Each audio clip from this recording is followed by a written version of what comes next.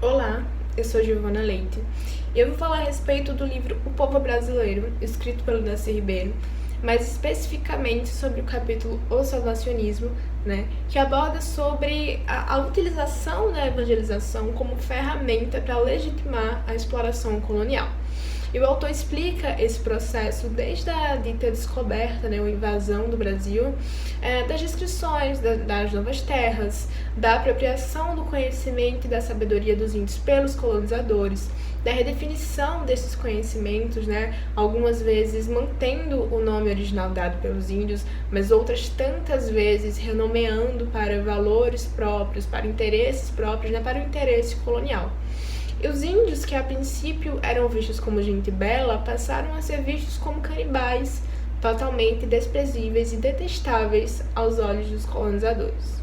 Enquanto isso, formou-se na Europa um compêndio de interpretações sobre as novidades espantosas presentes nas cartas dos navegantes sobre os índios, e ficou evidente para os europeus, a partir dessas leituras, de que o que os índios precisavam era de um banho que lavasse suas almas sujas e cheias de abominação. Era dito que eles eram controlados pelo demônio e que tinham vidas fartas e inúteis. E diante disso, formou-se uma teologia bárbara e alucinada, como o próprio autor fala, de que apesar dos índios estarem sendo esmagados e escravizados, isso estava sendo feito para cumprir uma missão divina, de construção de um reino de Deus no Novo Mundo, de que a expansão ibérica era uma oportunidade para essa evangelização e que nesse sentido Tordesilhas teria sido uma visão profética para evangelizar.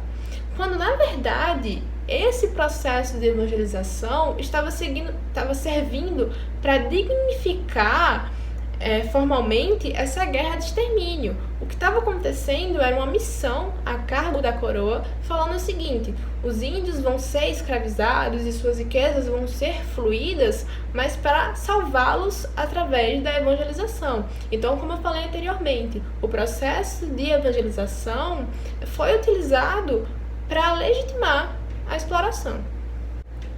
Então, foram configuradas duas ordens, a secular e a divina. De um lado, os colonizadores, frente a seus negócios, de outro lado, os religiosos, frente às suas missões. No início, devido à vastidão das terras, eles conseguiam trabalhar paralelamente, só que após um tempo isso se transformou num conflito. Por quê? Os colonizadores queriam reproduzir nas novas terras um mercado mercantil, enquanto os religiosos, os frades, queriam converter os índios para a glória de Deus.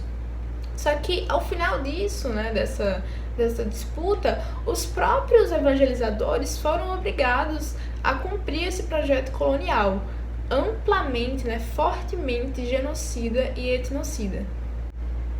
Foi construída uma utopia de que seria possível de concretizar no Novo Mundo as profecias bíblicas, devido à inocência, à pureza, à simplicidade dos índios, principalmente das crianças. O livro até traz uma fala do Gilberto Freire, onde ele afirma que as crianças ainda tinham dente de leite, ou seja, remetendo a essa inocência, e de que por isso seria possível concretizar essas profecias bíblicas no Novo Mundo que era tão puro.